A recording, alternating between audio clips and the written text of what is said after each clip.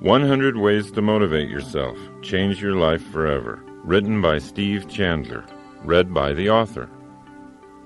I hope what I'm about to say doesn't offend you, but you have no personality. That each of us has a fixed personality is a complete myth. We make ourselves up as we go along. Charlie Chaplin once entered a Charlie Chaplin look-alike contest in Monte Carlo, and the judges awarded him third place. The choices we make for our thinking either motivate us or they don't. And while clear visualization of a goal is a good first step to success in life, self-motivation demands more. To truly motivate yourself in the life you want to live, action's required. As psychologist and author Dr. Nathaniel Branden has written, a goal without an action plan is a daydream. Self-creation happens once self-motivation is mastered. One flows directly from the other. Motion creates the self.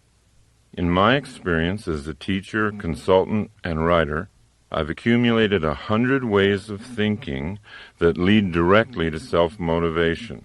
I now present these thoughts to you. Number 1. Create a vision. Arnold Schwarzenegger was not well known in 1976 when he and I had lunch together at the DoubleTree Inn in Tucson, Arizona.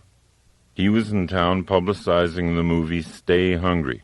It was a box office disappointment that he just made. I was a sports columnist for the Tucson Citizen, and my assignment was to spend a full day one-on-one with Arnold and write a feature story about him. So at one point I casually asked him, "Now that you've retired from bodybuilding, what are you going to do next?" And with a voice as calm as if he were telling me about some mundane travel plans, he said, "I'm going to be the #1 box office star in all of Hollywood." I tried not to show my shock and amusement at his plan. After all, his first attempt at movies didn't promise much, and his Austrian accent, an awkward, monstrous build, really didn't suggest instant acceptance by movie audiences. So I asked him just how he planned to become Hollywood's top star. "It's the same process I used in bodybuilding," he explained. "What you do is create a vision of who you want to be and then live into that picture as if it were already true." Now notice that Arnold said create a vision. He didn't say that you wait until you receive a vision. You create one. In other words, you can make it up. Number 2. Tell a true lie. Recently, my 12-year-old daughter participated in a poetry reading in which all her classmates had to write a so-called lie poem about how great they were. They were supposed to make up untruths about themselves that made them sound unbelievably wonderful. I realized that the children were doing what Arnold did to clarify the picture of his future. By lying to themselves, they were creating a vision of who they wanted to be. So if it's hard for you to imagine the potential in yourself, then you might want to start by beginning to express it as a fantasy, like the children did who wrote the poems.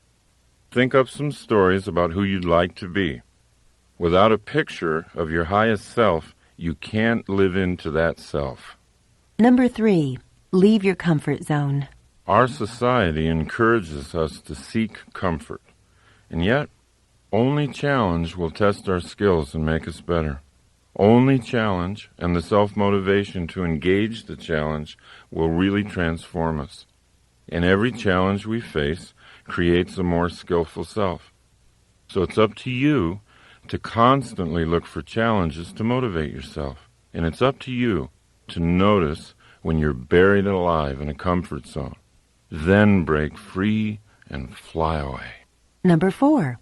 Find your key. I used to have the feeling that everyone else in life had been issued an instruction book on how to make life work, and I, for some reason, wasn't there when they passed the books out. Still struggling in my mid-30s with a pessimistic outlook and no sense of purpose, I voiced my frustration once to a friend of mine, Dr. Michael Killebrew. He recommended a book to me. The name of the book was The Master Key to Riches by Napoleon Hill. What the book actually did was a lot more than increase my earning capacity, although by practicing the principles in the book, my earnings did double in less than a year. Hill's advice ultimately sparked a fire in me that changed my entire attitude toward life. Without fully understanding it, I was engaging in the process of completely rebuilding my own thinking. I was, thought by thought, replacing the old cynical and passive orientation to life with a new, optimistic and energetic attitude. So what was this master key to riches? Napoleon Hill tells us in his book, quote, "The great master key to riches is nothing more or less than the self-discipline necessary to help you take full and complete possession of your own mind. Remember, it is profoundly significant that the only thing over which you have complete control is your own mental attitude." Maybe the Hill book won't be your own key, but I promise you that you'll find your own instruction book if you keep looking. You'll find it when you're ready to seek. It's out there, waiting for you. Number 5. Plan your work. Many of us think we're too depressed right now to start on a new course of self-creation, or we're too upset. But Napoleon Hill says that's the perfect time to learn life's most important rule. There is one unbeatable rule for the mastery of sorrows and disappointments, he says, and that's the transmutation of those emotional frustrations through definitely planned work. It's a rule which has no equal. Once we get the picture of who we want to be, definitely planned work is the path to self-motivation. Definitely planned work contains the energy of purpose. 1 hour of planning saves 3 hours of execution. Most of us don't take the time to plan for an hour. We don't understand that it'll be the most productive hour we spend. Instead, we wander into the workplace and react to crises, and ironically, most crises are a result of a failure to plan. Well, it is impossible to work passionately with a sense of purpose and feel depressed at the same time. Successfully planned work will motivate you to do more and more than you ever thought possible. Number 6. Move your goalposts. Most people are surprised to learn that the reason they're not getting what they want in life is because their major goals are too small and too vague, and therefore have no power. Your major goal will not be reached if it fails to excite your imagination. What really increases motivation is the setting of a large and specific power goal. A power goal is a dream that drives you. People who have created power goals are living on purpose. They know what they're up to in life. How can you tell if you've got a big enough and real enough power goal? Simply observe the effect your goal has on you. It's not what a goal is that matters. It's what a goal does. Number 7. Dribble with your other hand. If you've ever coached kids who play basketball, you know that most of them have a tendency to dribble with only one hand, the one attached to their dominant arm. When you notice a child doing this, you might call him aside and say, "Hey, Billy, you're dribbling with one hand. The defender can easily defend you. Your options are cut off. You need to dribble with your other hand, so that can't happen." At which point, Billy says, "I can't." Billy, it's not that you can't. It's that you haven't. Then you explain to Billy that his other hand can dribble just as well if he logs enough bounces. It's just the simple formation of a habit.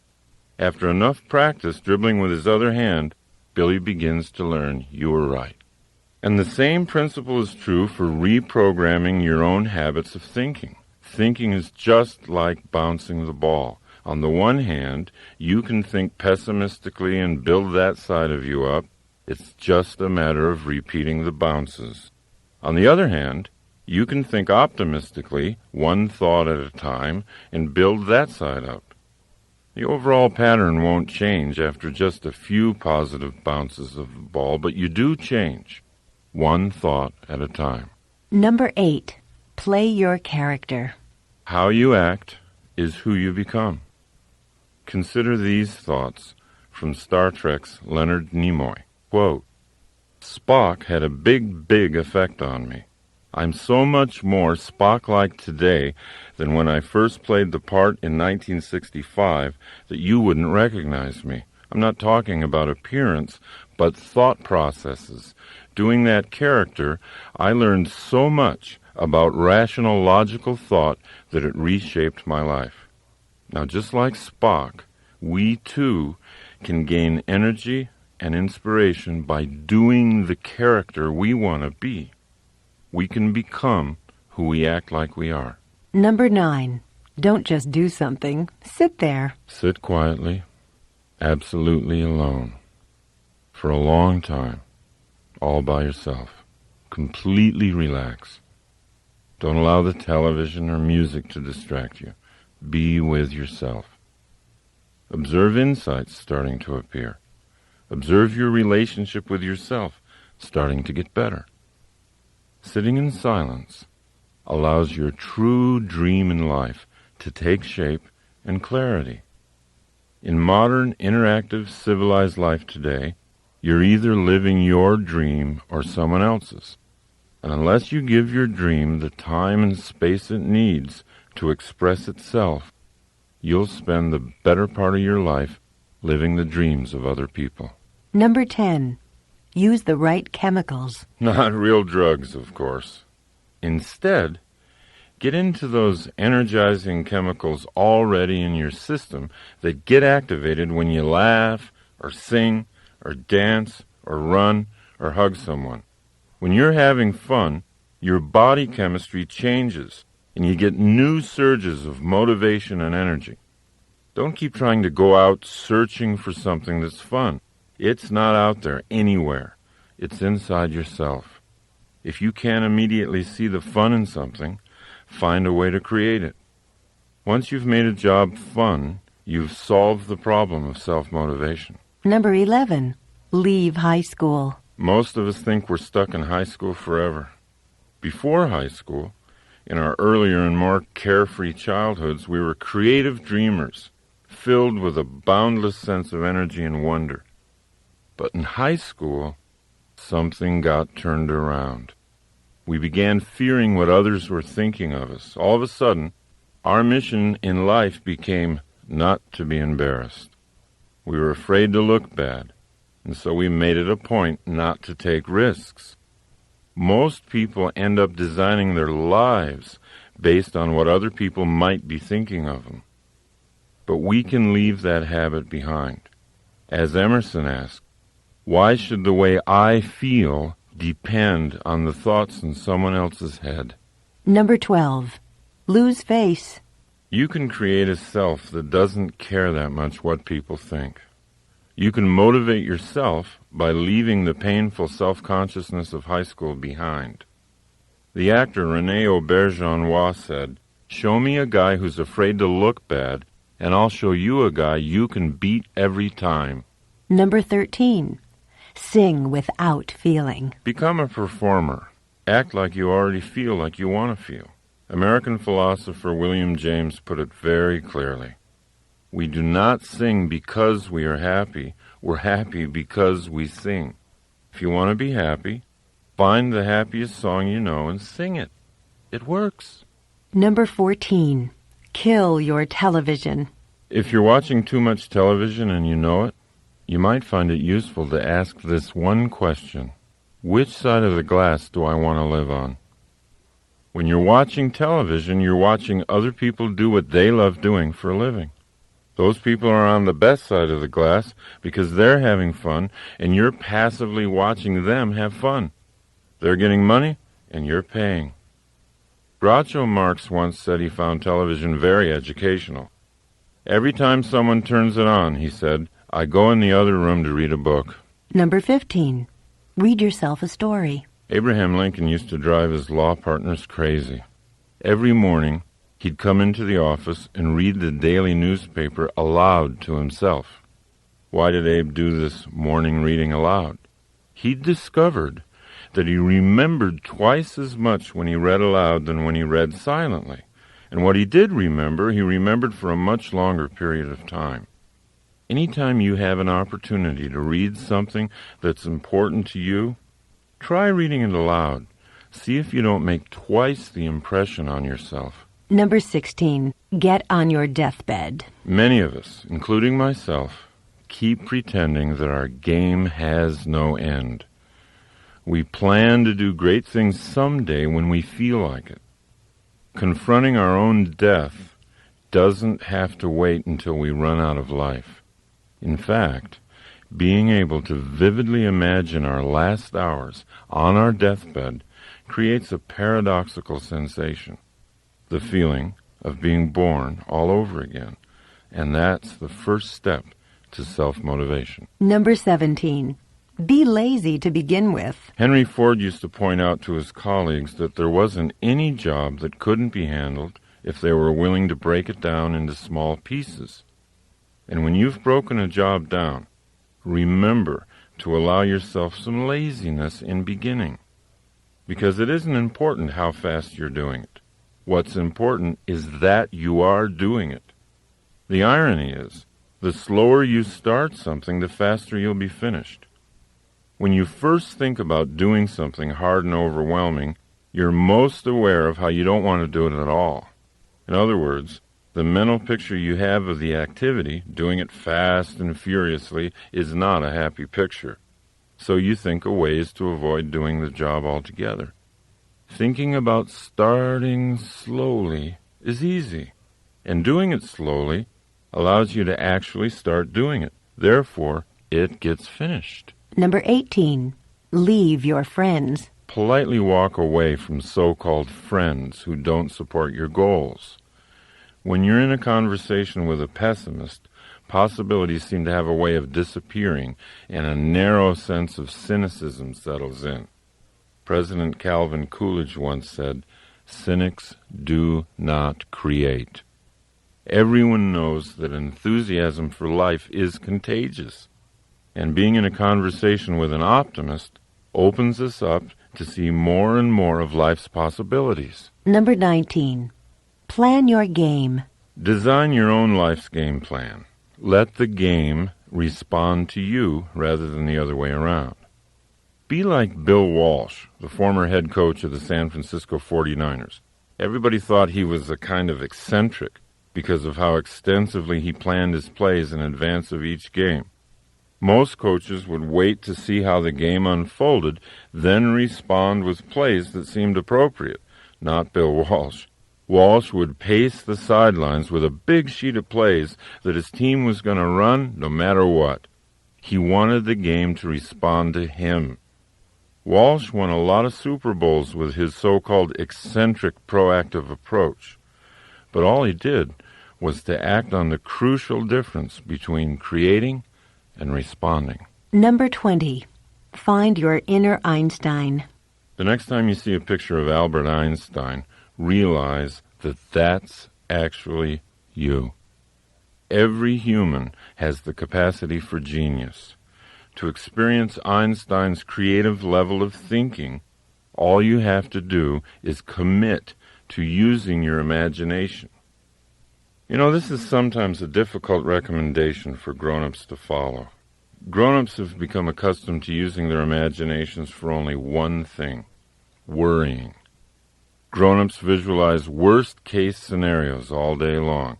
All their energy for visualization is channeled into colorful pictures of what could go wrong. Worry is a misuse of the imagination. What people don't comprehend is that the human imagination was designed for better things. People who use their imaginations to create often achieve things that worriers never dream of achieving, even if the worriers have much higher IQs. Dreaming is the design stage of creating the future. Imagine yourself living a motivated life. Number 21. Feel good first. Most people think they'll feel good once they reach some goal. They think happiness is out there somewhere. The problem with putting off feeling good about yourself until you hit a certain goal is that it might never happen. By linking happiness to something you don't have yet, you're denying your power to create it for yourself in the moment. Your happiness is your birthright. It shouldn't depend on your achieving something. Start by claiming it and using it to make your journey fun all the way and not just fun at the end. Number 22. Run toward your fear. The world's best kept secret is that on the other side of your fear, there's something safe and beneficial waiting for you. If you work through even a small fear, you'll increase the confidence you have in your ability to create your life. General George Patton said, "Fear kills more people than death. Death kills us but once, and we usually don't even know it. But fear kills us over and over again, subtly at times and brutally at other times. The rush we get after running through the waterfall of fear is the most energizing feeling in the world. If you're ever in an undermotivated mood, find something you fear and do it, and watch what happens." Number 23. Just the unexpected. Most people don't see themselves as being creative, but we all are. And one of the reasons we don't see ourselves that way is that we normally associate being creative with being original. But creativity has nothing to do with originality, and it has everything to do with simply being unexpected. So if you're willing to accept that you are creative, you can begin to cultivate that side of yourself. You can start coming up with all kinds of unexpected solutions to the challenges that life throws at you. Number 24. Create your relationships. The Italian artist Luciano de Crescenzo said, "We are each of us angels with only one wing, so we can only fly embracing each other." We can't create our truest selves without creating relationships in the process. Relationships are everywhere. In relationships, most of us think with our emotions, not our minds. But anytime you take a relationship problem up into the mind, you have unlimited opportunities to get creative. Conversely, when you send a relationship problem down the elevator into the heart, the gut, you risk staying stuck in that problem forever. This doesn't mean that you shouldn't feel anything. Feel everything. Notice your feelings, but don't think with your feelings. When there's a relationship problem to be solved, travel up the ladder to the most creative you. You'll soon realize that you create the relationships you have in your life. They don't just happen to you. Number 25. Be where you are. Most of us don't ever focus. We constantly feel a certain amount of psychic chaos because we're always trying to think of too many things at once. Focus on what you want, and it will come into your life. Focus on being a happy and motivated person, and that's who you'll be. Number 26. Act like a hero. We need heroes in our lives. They're not a sign of weakness, they're a source of strength. Bernard Malamud said, "Without heroes, we are all plain people and we don't know how far we can go." Heroes show us what's possible for a human being to accomplish. Therefore, heroes are very useful to anyone interested in self-motivation. You don't have to have just one hero. Choose a number of them. Put their pictures up. Become an expert in their lives. Collect books about them. Let your heroes' lives inspire you. They're only people like we are. What distinguishes them from us is the great levels they've reached in self-motivation. To just passively adore them is to insult our own potential. Instead of looking up to our heroes, it's much more beneficial to look into them. Number 27. Accept your willpower. You know, a lot of people say, "I don't have any willpower." But if you think you have no willpower, you're undermining your own success. Everyone has willpower. To be listening to this program, you've got to have willpower. The first step in developing your willpower is to accept its existence. The second step is to know that your willpower, like a muscle in your arm, is yours to develop. You're in charge of making it strong or letting it become weak. Willpower is not strengthened by random external circumstances. Willpower is an inside game. Make a promise to yourself to be clear and truthful about your own willpower. It's always there. Number 28. Say no to yourself. A lot of people are afraid of the word discipline. But at the root of the word discipline is the word disciple. When you're self-disciplined, you've simply decided in matters of the will to become your own disciple. Once you make that decision, your life's adventures get more interesting. You start to see yourself as a stronger person. You gain self-respect. Psychologist Abraham Heschel said, "Self-respect is the fruit of discipline. The sense of dignity grows with the ability to say no to oneself." Emerson said that when we say no to a temptation, the power of that temptation passes into our willpower. And William James recommended that we do at least 2 things every day that we don't want to do. By doing this, we stay powerfully aware of our own willpower. Number 29. Make new word connections. If you associate the word willpower with negative things such as harsh self-denial and punishment, you'll weaken your resolve to build it. Now, to increase your resolve, it's really useful to think of new word connections. For example, to weightlifters, failure is success. Unless they lift a weight to a point of failure, their muscles aren't growing. So they've programmed themselves through repetition to use the word failure in a positive sense. Language leads to power. So be conscious of the creative potential of all the language you use, and then guide that language in the direction of more personal power. Number 30. Deprogram yourself. If you're a regular consumer of the major news programs, you belong to a very persuasive and hypnotic cult. You need to be deprogrammed. Start by altering how you listen to the media. Program out all the negative, cynical, and skeptical thoughts that you now allow to flow into your mind unchecked when you hear the news. Once you've gotten good at factoring out the negative aspects of the media today, take it a step further. Make your own news. Be your own breaking story. Don't look to the media to tell you what's happening in your life.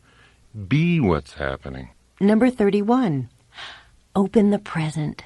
Practice being awake in the present moment. Make the most of your awareness of this moment. Don't live in the past unless you like guilt. Don't live in the future unless you like fear. Just stay focused on today. Watch what happens to your motivation. Number 32. Serve and grow rich. You can motivate yourself by increasing the flow of money into your life. And most people are embarrassed to even think this way. They don't want to think and grow rich because they think they'll be thought of as greedy.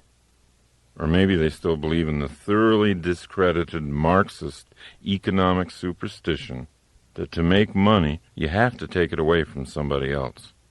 Or else they don't want to come across as being obsessed with money. But you know who's really obsessed with money? People who think they don't have enough. They obsess about money all day long. It's in their family discussions. It's in their minds at night. It becomes a destructive part of their relationships during the day. George Bernard Shaw said, "Our first duty in life is not to be poor. The road to not being poor always travels through your professional relationships. The more you serve those relationships, the more productive you'll become, and the more money you'll make. Allow yourself to link financial well-being with an increased capacity for compassion for others. If I'm living in poverty, how much love and attention can I give my children or to my fellow humans?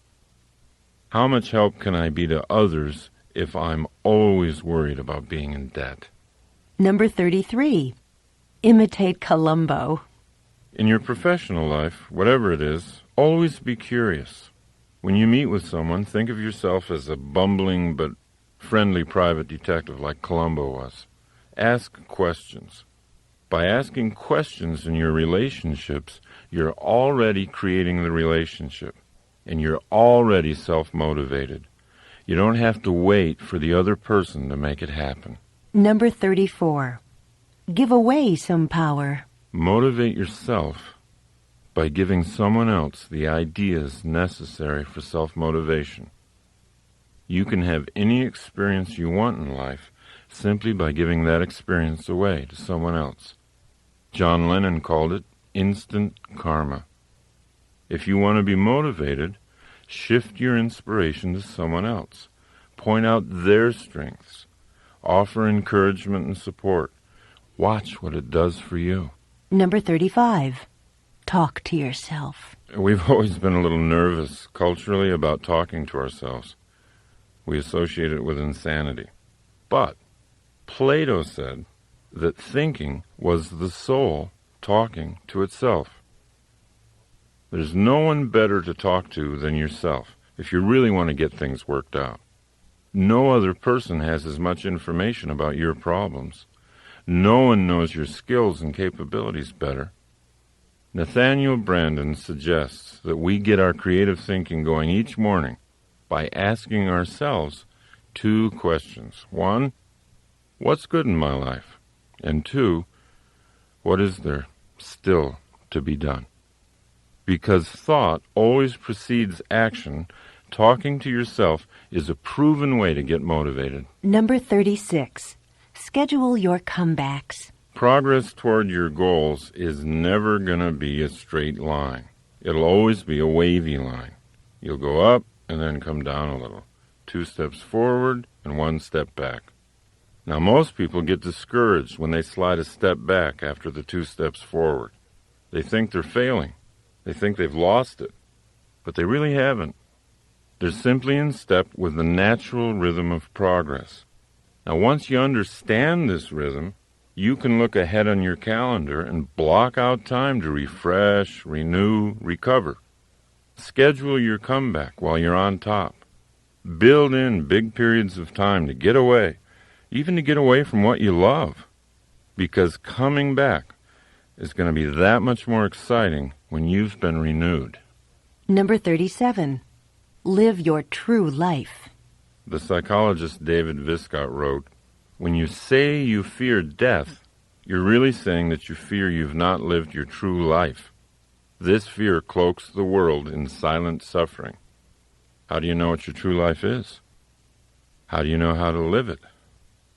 First, find out what makes you happy, and then start doing that. Now, if writing makes you happy and you're not writing for a living, you might want to start up a company newsletter. When I first realized that speaking and teaching made me happy, I started a free weekly workshop. I didn't just wait until something was offered to me.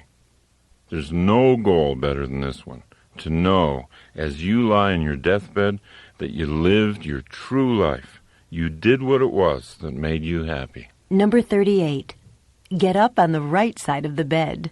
Since I was a child, I've always been intrigued with the idea that you could have a great day just by getting up on the right side of the bed. Today, my fascination is not so much with the right side of the bed as it is with the right side of the head, or, to be more precise, the right side of the brain. In the 1930s, brain surgeons discovered the different functions of the 2 halves of the brain while working on epileptics. In 1950, Roger W. Sperry made the greatest breakthroughs in discovering that dreams and energy and creative insight come from the right side of the brain, and linear, logical, short-term, and short-sighted thinking came from the left side of the brain. The best explanation for how whole brain thinking surpasses left brain thinking or right brain thinking is in a book written by British philosopher Colin Wilson called Frankenstein's Castle. Wilson reveals that we have more control over drawing vital energy and creative ideas from the right brain than we ever realized. And what stimulates the right brain the most is a high sense of purpose. If you had to carry a heavy sack of sand across town, your left brain might get upset and tell you, well, you're doing something boring and tedious.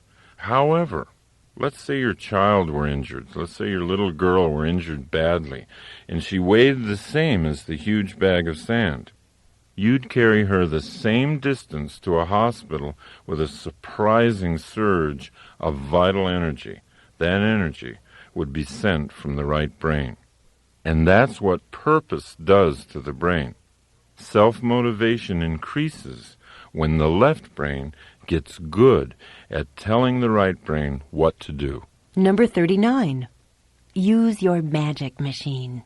Most people wait for an external crisis. A threatened bankruptcy or an attack on the street or the burning down of their home or an unwanted divorce to finally kick in their whole brain thinking. But that leads to a life of reaction rather than creation.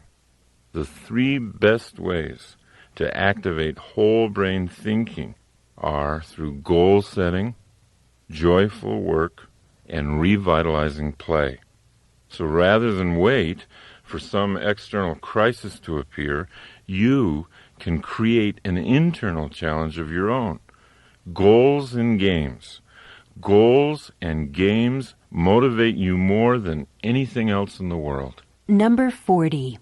Get your stars out. Terry Hill, the New York writer, has been a friend of mine since the 6th grade, and he gives lectures and seminars on creativity.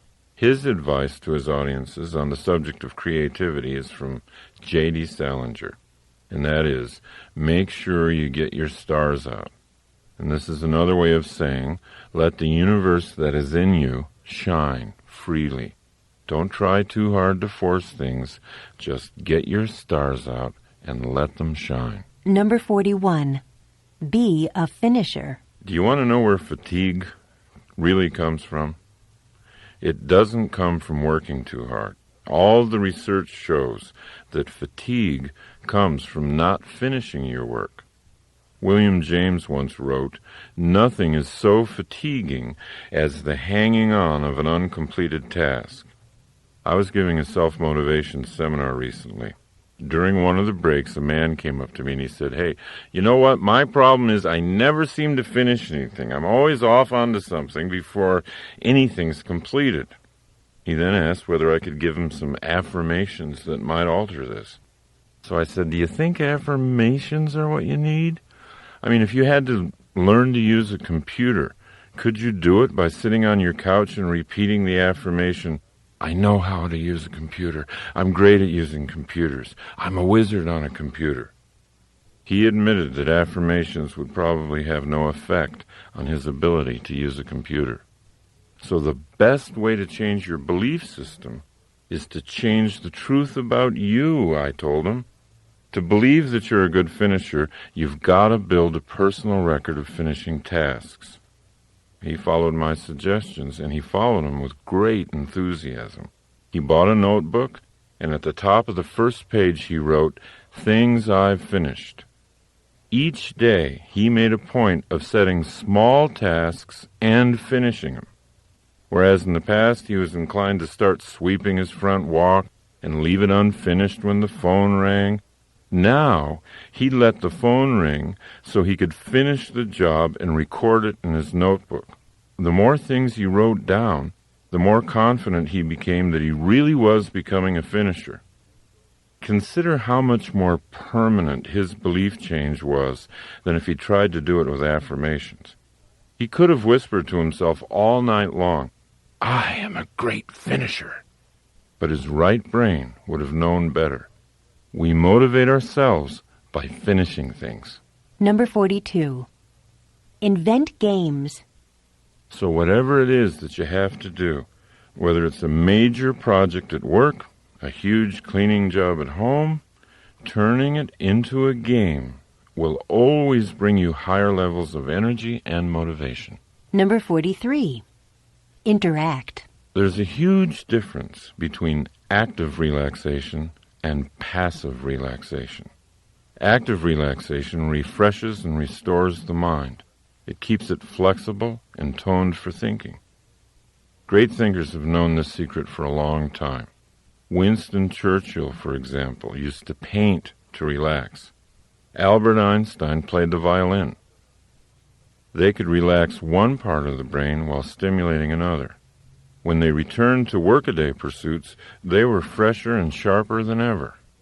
Most of us simply deaden the mind in order to relax. We rent mindless videos or read tabloids, we drink, we smoke, we eat until we're foggy and bloated. The problem with this form of relaxation is that it dulls our creativity and it makes it hard to come back into consciousness. But when we find ways to link thinking to recreation, our lives get richer. We become players in the game of life and not just spectators. Number 44. Live a whole life today. John Wooden was the most successful college basketball coach of all time. His UCLA teams won 10 national championships in 12 years. Wooden created a major portion of his coaching and living philosophy from one thought, a single sentence passed on to him by his father when Wooden was a little boy. That thought? Make each day your masterpiece. While other coaches would try to gear their players to some kind of important game in the future, Wooden always focused on today. His practice sessions at UCLA were every bit as important as any championship game. In his philosophy, there was no reason not to make today the proudest day of your life. Today is a microcosm of your entire life. It's your whole life in miniature. You've got eternity in the palm of your hand. Life is now. Life is not later on. And the more we hypnotize ourselves into thinking we have all the time in the world to do what we want to do, the more we sleepwalk and the more we miss life. Number 45. Welcome your problems. Every solution has a problem. You can't have one without the other. So why do we say that we hate problems? Why do we claim to want a hassle-free existence? Deep down, where our wisdom lives, we know that problems are not to be feared. Problems are simply tough games for the athletes of the mind, and true athletes always want to get a game going. If you learn to love the opportunities your problems present, then your motivational energy will always rise. Every solution has a problem. Number 46. Drive a library. One of the greatest opportunities for motivating yourself today lies in the way you use your drive time. With the huge variety of audio tapes now available, you can use your time on the road to educate and motivate yourself at the same time. Maybe that's where you're listening to this tape right now. If we leave what we think about to chance or to an R-rated rock disc jockey, then we lose a large measure of control over our own minds. Audiocassette learning is one of the surest ways to reprogram your subconscious mind. It's one of the best ways to design an action-oriented belief system, the kind you need to inspire ongoing self-motivation. Number 47. Rewind your thoughts. Perhaps you've noted some idea in this program or some recent book you've read that you want to hold on to. Even a single phrase, if you place it prominently in your home or in your office, can have a huge impact on your life. So write things down. Put things up. Write down what motivates you and put it up where you can see it. Number 48. Make yourself up. One of the ways to get started creating goals and action plans is just make them up like you did as a kid. Think of creating in simpler terms than that. Think of it as something that all humans do very easily. The French physician Émile Coué said, "Always think of what you have to do as easy, and it will be." Number 49. Get small. Most people participating in the free enterprise system have become thoroughly convinced of the power of setting large and specific long-range goals for themselves. Career goals, yearly goals, and monthly performance goals are always on the mind of a person with ambition. But many people overlook altogether the power of small goals. Goals set during the day that give energy to the day and a sense of achieving a lot of small wins along the way. By increasing your conscious use of small objectives, you'll see the larger objectives coming into reality much faster than you thought they would. Number 50. Get out of the box. All of us tend to look at our challenges from inside a box. We take what we've done in the past and put it in front of our eyes and then try to envision what we call the future. But you see, that restricts our future. With that kind of restricted view, the best the future could possibly be is a new and better past. Great motivational energy occurs when we get out of that box and realize that the possibilities for creative ideas are infinite.